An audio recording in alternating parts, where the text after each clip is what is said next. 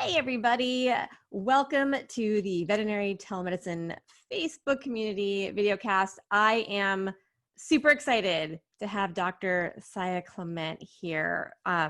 If you don't know her, you should, because she is one of the most extraordinary innovators in the veterinary space and one of my very, very favorite people. She owns Carling Animal Hospital in Ottawa, which, if you don't know, is Ontario. It's one of the actual few places that's really pro telemedicine. So thank you so much. Thank you for coming and Oh, talking. my pleasure. This is going to be fun. So yeah, it's been a real upswing on the whole telemedicine thing for us. So this is going to be cool. Nice for you. But no, like really, I mean, there are so few examples right now of people who have successfully implemented telemedicine. You know, everybody's trying, but nobody knows how to actually utilize it. So I wanted to start just by asking you, what was the impetus that made you say, all right, this is it, we got to do telemed? So we actually started off looking at telemedicine probably about a year and a half ago, and I think I had talked to you about it at that point, mostly because we were looking at smaller things like, hey, could we do some of our post-op checks via Telemed? Could we do a recheck or a progress exam via Telemed? And then it got backburnered like stuff almost always does, and then we had this little slight pandemic issue crop up that little tiny issue that made us kind of say, hey, we can't see our patients live, maybe we should resuscitate this. So it had actually been, we had been working on it and it got backburnered. So I was a little more mentally ready to go on this maybe than someone who hadn't been considering it. But we also, as a practice management group, we have 5 people that form part of our management team in the hospital, and everyone said, yeah, we kind of need to go on this. So that's what kicked it into high gear. So one of the things that I think is interesting that you've done that it seems like is probably a really big key to your success. So if you want to go through the workflow, because what most people seem to do is they put telemedicine up there as an option, and you ask the clients, hey, do you want telemedicine? And they say no, because they don't even know it doesn't sound good. So Yeah. how do you have your flow set up?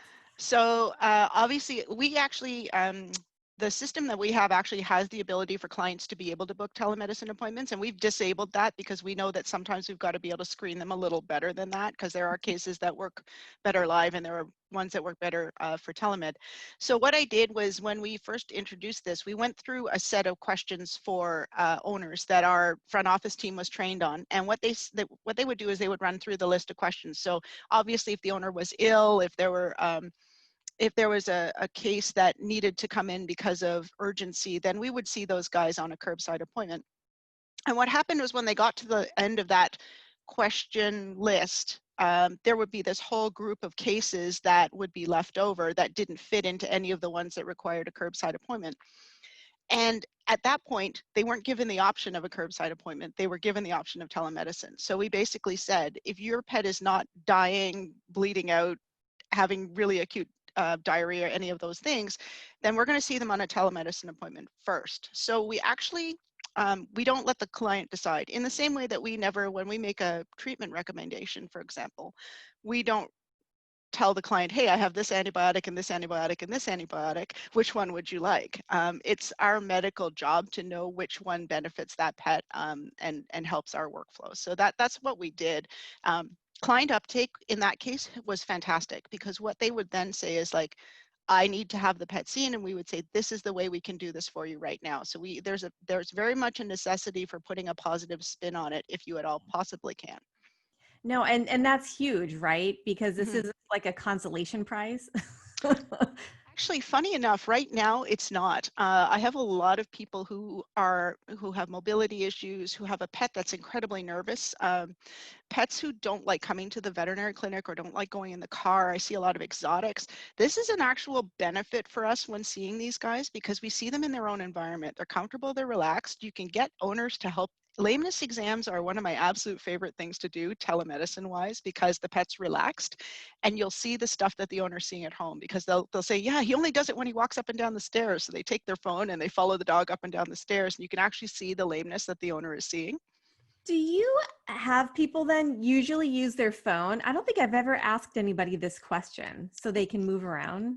Yeah, so if they have something really specific on the pet that they want you to see, so lumps or cuts, particularly if they're on a leg or they're under the abdomen, if you've got Look, see. yeah, well, and I've had my fair share, where they're like squashing the cat's head up against the camera. So I have actually learned to tell them they need to be about 6 inches away, and the easiest way is with the phone. So a lot of the time, yeah, if we're going to be doing stuff like that, people tend to call in. I would say the people, for the most part, who are used to using Zoom will actually call in on a phone or a tablet, which makes it much easier. And then there's, things that you can do to help them walk through. Here's how you flip your camera around so you can actually see the pet when you're holding your iPad like this.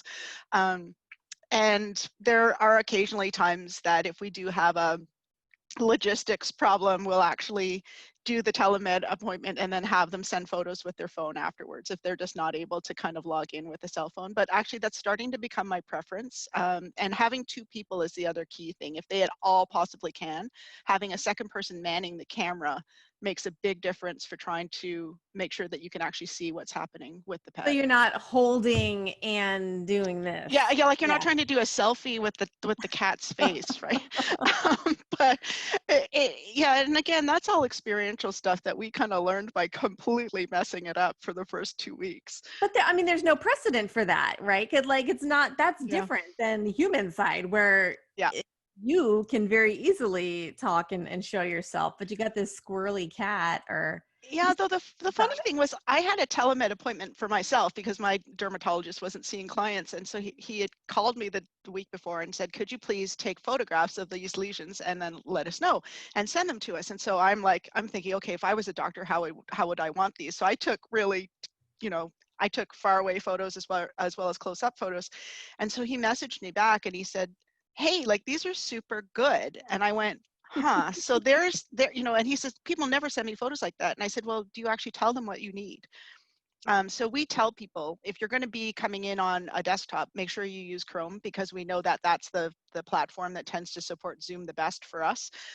We tell them to check their, we tell them to check their bandwidth and just make sure they've got enough, yeah. they've got enough data to be able to, or enough data to be able to do this call properly. Or if they've got spotty Wi-Fi in one part of their house, we tell them like, don't go upstairs where it's bad, stay downstairs. So yeah, there's lots of stuff like that. Don't assume people know this. No, and and the funny thing is that the people that I assume don't know how to use Zoom quite often are far more fluent in it than I thought they would be. And my classic example is, I have family members who are well over me in age who are actually far more proficient at Zoom calls because they're self-isolating. They don't want to come into contact with people, so they're actually very good at calling their kids and their family. And so a lot of the time, if they don't know how to set up the call, they often have a resource person that will help them. And currently none of the kids in our area are in school. So you've got your teenager captive at home with the parent. Quite often it's the teenager who starts the call and then the parent who takes over. Yeah, it's crazy how quickly Zoom went from this weird thing to just kind of universally accepted. Like it Yeah. was not slow. So it's not as big of an ask, I think, as we thought it would be to have people figure that out. So I love this. The person calls and they're like, okay, you're getting a telehealth appointment. They're cool with that. So they get an email, right? Or a Yes. notification saying this is all the stuff you need to do. Mhm. And then because you're using GoFetch, right? Yeah, that just happened to be very fortuitous that we had signed up for that program, and then they had developed a telemedicine part of that platform to just assist veterinarians. So we were very lucky in being able to get in on the ground on that. So yeah, they get a notification from GoFetch that includes the Zoom link and everything. And so basically, we tell them to watch for it. We tell them to watch their spam folder because that's the other place it'll often end up. Yeah. And if they haven't got that email within half an hour of their appointment, we tell them to call because we can also resend it and just confirm their email address and everything like that. Well, that's smart. See, it's all these little things that'll trip you up. Yep. So they click on the link, you have your appointment. What percentage would you say of those people you talk to need to come in for something in relation to that? So we can't prescribe any narcotic via a telemedicine appointment regardless. And then if there's anything there where we're not entirely certain, or we need to do, we want to do some testing, or we take one look at this dog that's, laying on its side in lateral recumbency and go, oh yeah, no, you need to come in now. Um, Right. yeah. So, but for the most part, I would say we probably handle about 50 to 60%. It's more than that. It's probably 60 to 70% of those cases we can handle completely and exclusively via telemedicine, Wow. with the understanding that if they do need to come in for a curbside appointment, they actually don't get assessed a second exam fee to come in. So there's no risk to the client. So basically that's what we tell them, is that we're setting you up for telehealth because the triage that we've done on the phone leads us to indicate that, or leads us to think that we should be able to handle it.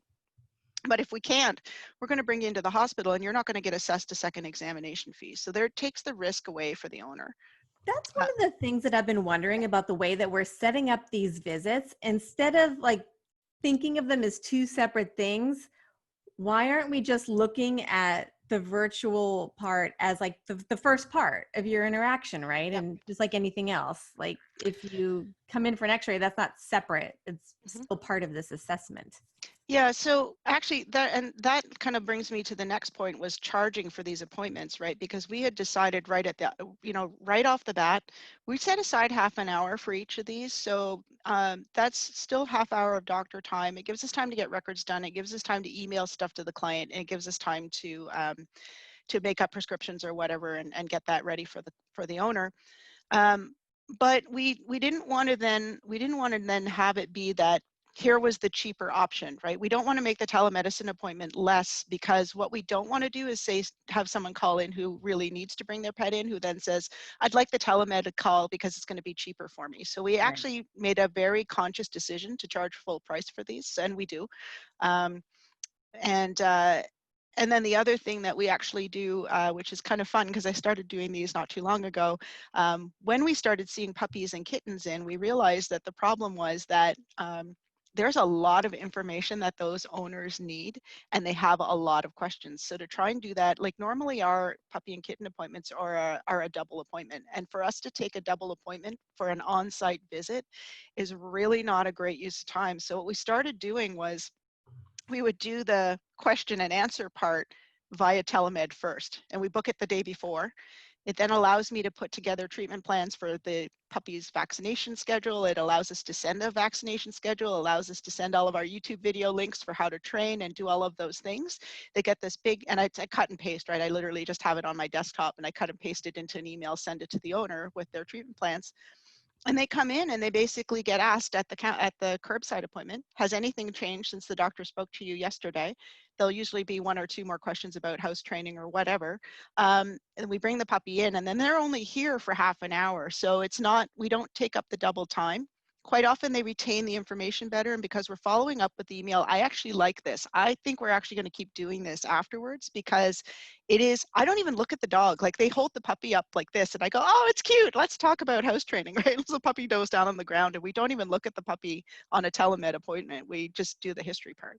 I'm so glad you said all this, because I have been scouring the human literature, and they speak about the importance of patient-centered medicine, right? So you Mm-hmm. get your diagnosis, then you have your context, and you have their goals. So you have like three things, and we're so focused on the diagnosis that we miss the Yep. rest of it. And when they evaluated all of these visits, like the highest predictors of good outcomes were how much time you spent educating, how Mm-hmm. much time the client got to ask questions, and like so little of it was the actual touching and prodding part. So I think you just confirmed my theory that this would Yeah. actually translate. Like, we undervalue communication because it doesn't generate revenue, but it generates a lot of other good things. It So generates trust. So let's talk about trust. For a veterinarian, truthfully, is the best currency you've got. Because if you don't have a client that trusts you, it takes you longer in the appointment to be able to say, okay, here's why I think you should have a Lyme vaccine for your puppy that you're going to go camping with in the wilds of Ontario. Here's why I think you should consider parasite control, and here's why I think you should consider it year round. So all of those things, the trust that we derive from actually doing those appointments first means we say, yeah, here's all the information, review it at your leisure, unlike what we're trying to get them to do in an appointment on site, where we're saying, even face to face with the client in an exam room, so many people cannot process that amount of information in the short period of time that you need. And it makes, to me, far more sense for you to give them time. It also allows us to say to them, look, this is our determination of what your puppy's risks are in lifestyle and everything else. Here's what we would recommend. Obviously, this is your dog. If you do not wish to do this, you don't have to. And we are very much a practice that tries to develop things that will, protocols for health and preventative care that are very puppy centric or kitten centric or hamster centric, so I think it's so important to be able to have the time to have that conversation. No, and I love that. That's something that was always really interesting to me. Being in the online space, just kind of talking in generalities to people, like they trusted what I said so much. I'm like, I don't understand why you're asking me, this person you've never met, who just has a blog, about what your vet said to your face, yesterday. And it's that relationship. And I wonder if people need to stop thinking about telemedicine as a data gathering tool and more of a relationship building tool. Yeah, it's all about, for me right now, it's all about building relationship, because we can't do that in person right now. So this is a new client that normally when they come in, we expect to be able to wow them when they walk in the, in the reception area. We want to have an absolutely amazing experience for them in the exam room. We can't do that for them right now. I am currently calling out on a cell phone during the exam as well, as a follow-up. And it's not obviously it's not a Zoom call right now, just because I haven't got enough places to set up to be able to do that. But I am kind of pondering that as well. And I know there are colleagues in the States who are doing that, and colleagues in Ontario who are doing that, where they actually will set up a Zoom call in an exam room with that client, so the client's on site, as to the best of their ability. Since I'm not doing that, this is my next best. And I think that you have to build that rapport. And right now they don't get face-to-face time with us. They need that. Do you have the same doctor who does a telemedicine visit then do the diagnostics? Or because you have 6 doctors, right? You have a I have big 5, yeah. 5. I actually, no, I don't. And so part of this is that we purposely only signed up 2 doctors to do the telemed calls right now, because um, from a workflow standpoint, trying to swap a doctor in and out of appointments, live appointments, and telemedicine is the one thing I will tell you does not work. Yeah. You've got to basically commit a doctor to being in a block of time, because telemedicine is kind of neat, because you can actually stay on time fairly well, and the owner's expectation is if you get a link that says you're starting at 2:30, you're starting at 2:30. So you can't run over by a few minutes on the live appointment that you saw ahead, because the owner's not sitting there and they don't realize that something crazy has just happened at the hospital. Yeah. So I learned my lesson on that one. So we tend to book in banks, and if they have to pull me off telemedicine in order to do a live appointment, they'll actually do it at the end of the day. So I'm not having to jump back and forth. And that would be the one key thing. The biggest failures I've seen have been when people have actually attempted to do both at the same time, and it does make you far less effective. So if there's any key takeaway that I would give anyone trying to implement this, book yourself a bank of time, even if it means you're going to do your last 3 appointments of the day as a telemed, or your first 3 after lunch or whatever. Just set that time aside. Do you think it would be possible to set something up where you actually had the veterinarian remote?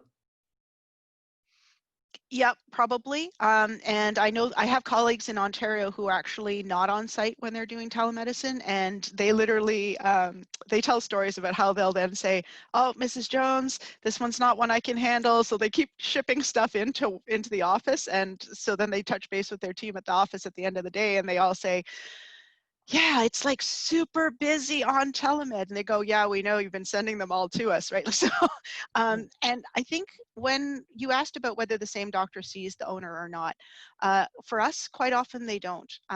And you just have to give good expectations to clients always. And that's no different than any other communication you would do. So I set them up for that. And I say to the puppy that I speak to on, Friday afternoon, who's coming in Monday, "Yep, so Mr. Smith, I am going to set you up with my great colleague. She's going to do an exam and she's going to be in touch with you when Fluffy is here. And I'm sure you're going to love her because she looks after my dog. Like I actually kind of make it an extension of them seeing me, because we try to bond them more to the practice anyway.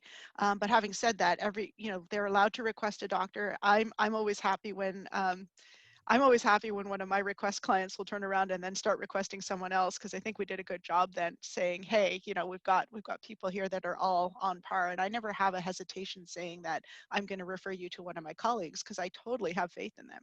So I was having a great conversation on one of my last interviews with Liz Houston, and we were kind of speaking about that, about how sometimes we focus so much on like, you trust me, instead of the whole clinic, that we miss an opportunity to bond them to our other staff members who are also incredible communicators. yeah. Do you guys use your technician staff to do, like, not the telemedicine, but sort of the other touching base stuff? So the rule at my place is if a doctor doesn't have to do it, they don't. I have several technicians that I work very closely with who handle 95% of my callbacks, and they'll punt them back to me if I need to get involved. But for the most part, I don't. They call most of my blood work results. They call most of, there'll be ones, and I'll go through and I'll review them all, and then they'll say, but they'll usually have beaten me to it, and there'll be notes in there that say, I think you need to call this one, or tell me what to say for this one. They can actually, my techs are amazing, all of them, and they can go through Cushing's disease with an owner. They can go through iris renal 1 and 2 stages with an owner. They can go through hyperthyroidism with an owner. Like they're brilliant. If it's a nutrition question, I don't even touch it. My technicians all are amazing at it. So we have to learn to trust people. And part of this is they went to school and they have qualifications and they need to be allowed to do those things. And I think part of the reason too why we have a lot of people kind of exiting the veterinary profession is we kind of lied to them. We said, you're going to get to do all this cool stuff, and now we don't let them do it. So yeah, no, my technicians induce anesthesia. They're the ones monitoring. They actually do the drug calculations. There's safety checks in place, obviously, so that we don't make mistakes. But for the most part, no, you could, and I can see a huge spot in telemedicine for technicians to be making a lot of these calls eventually once we die down and we have some space.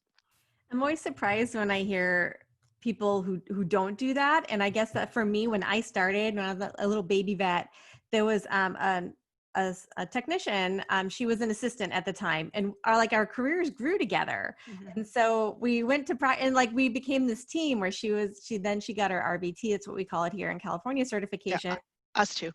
Okay. But it's like, I don't know, they call it nurses or CBT. So like, I was so disappointed when she wasn't on that day. I'm like, that's my girl. I have to do callbacks today. No.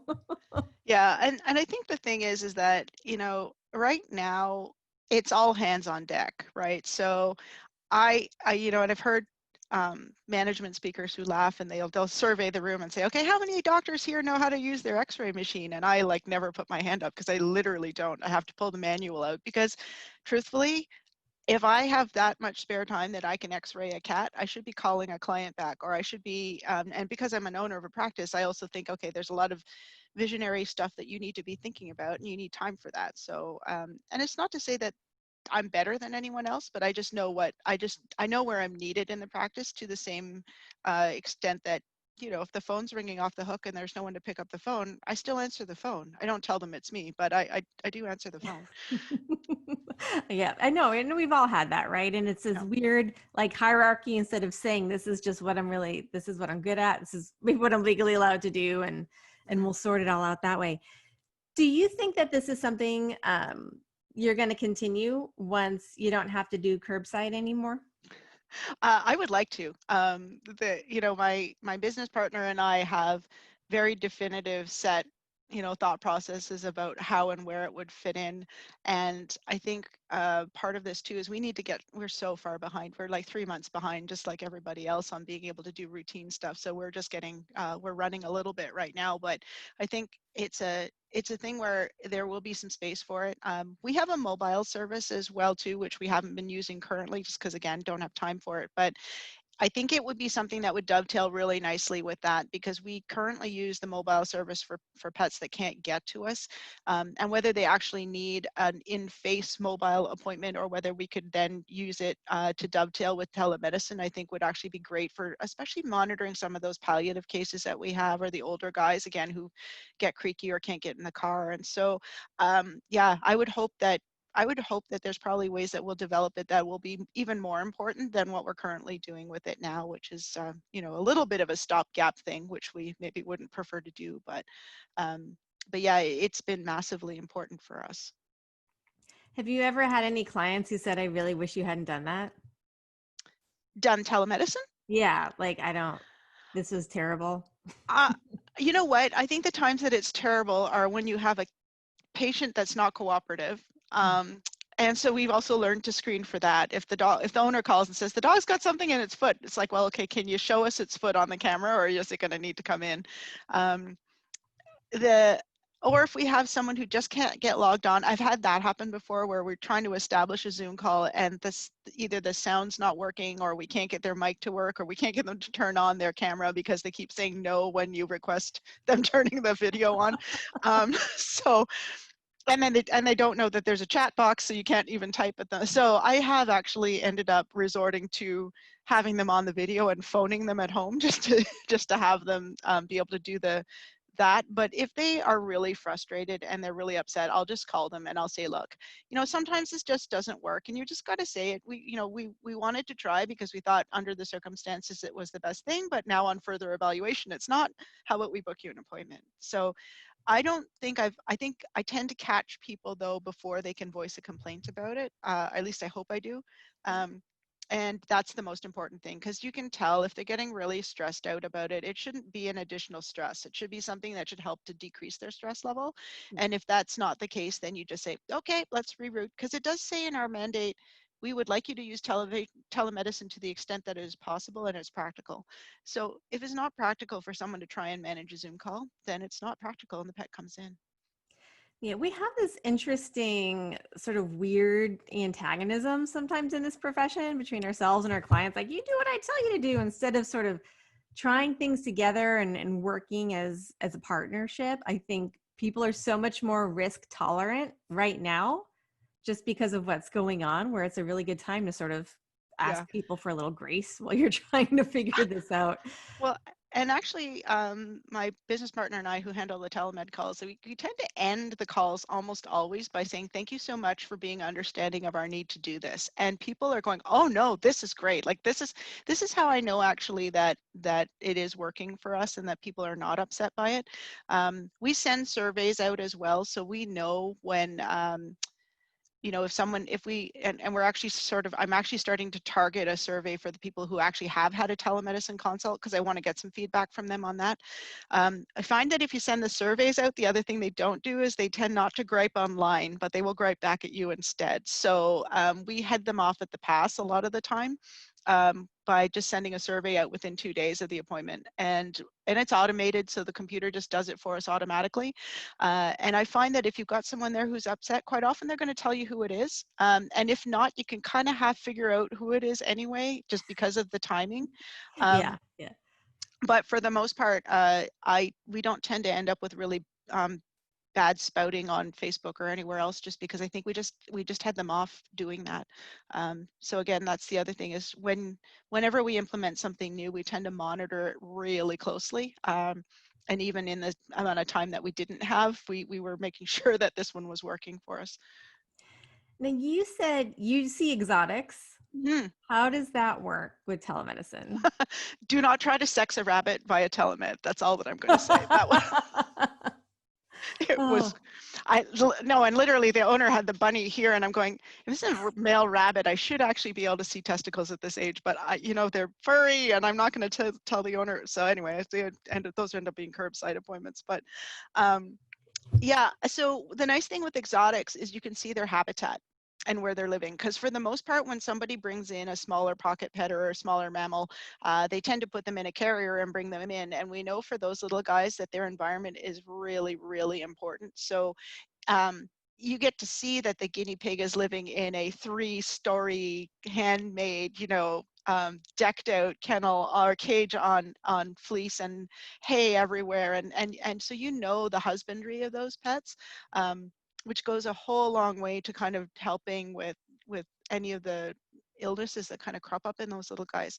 And we see a huge number of rabbit clients, and we see a huge number of exotic mammal clients. And so those guys are also prey species, right? So you don't want them, if if they're coming into the hospital, you have to be a little conscious of the fact you don't want a barking dog there when the rabbit's in. You don't want to, and when you're not curbside, you don't want them sitting in the waiting room at the same time. So, and we have some that we know we can't even handle, let alone the owner. Now, the problem is, if they're often really skittish for the owner to get into carrier, it usually means they're often pretty skittish when they get here for us, or they're super good. We just don't know until we try.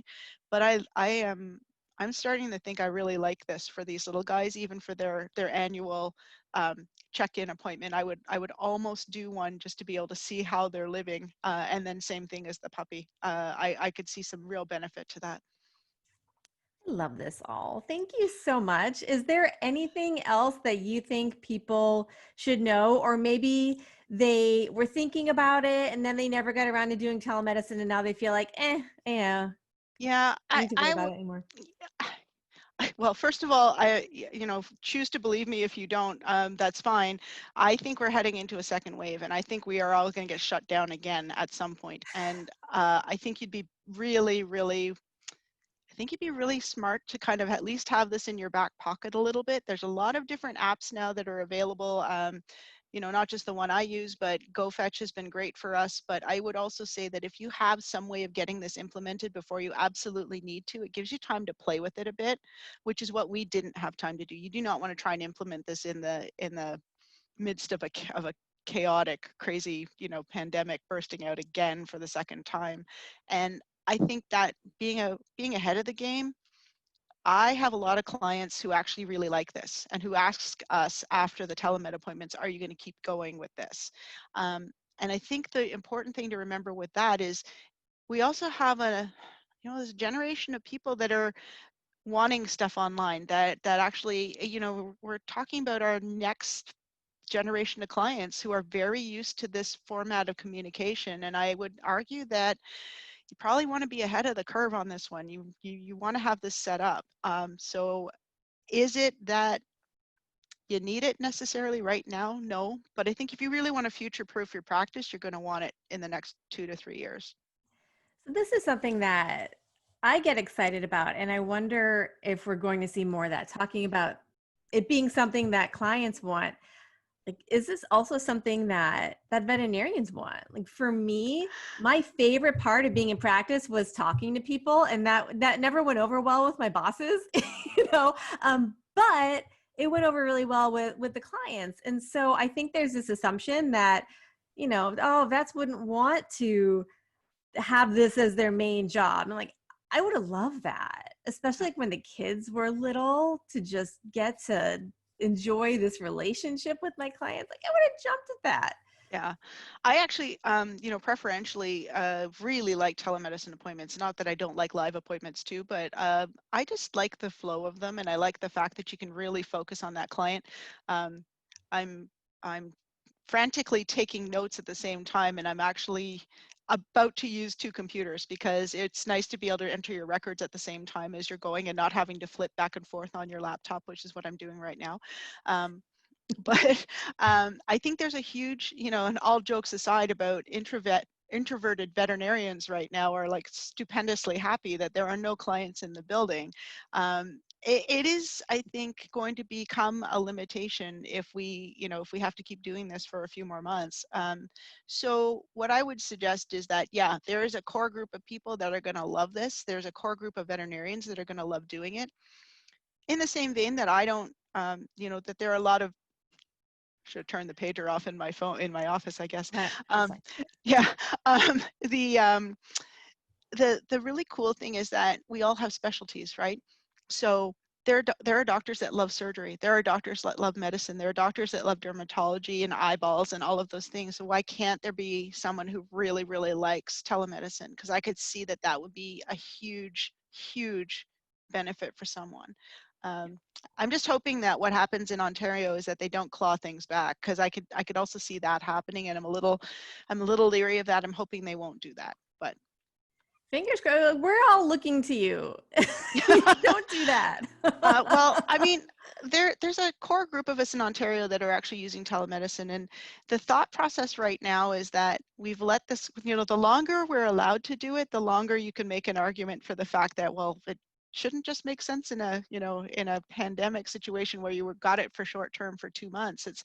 It's already been 3, and so now we're getting to the point where we're going like, hey, like there's some real good use for this.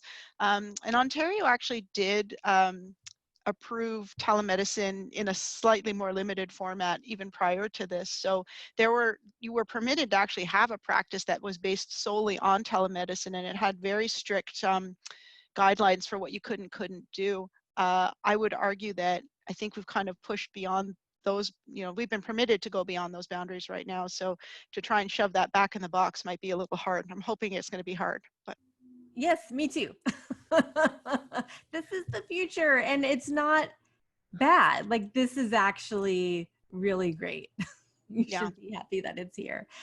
Well, thank you. Thank you so much. I really appreciate you taking the time out of your busy day to talk with me. And if people want to find your clinic, they should check out, because you have this amazing video on your homepage. Oh, yeah. And you're the only clinic I've ever seen use your Facebook banner. You guys have to check it out. It's Carling Animal Hospital.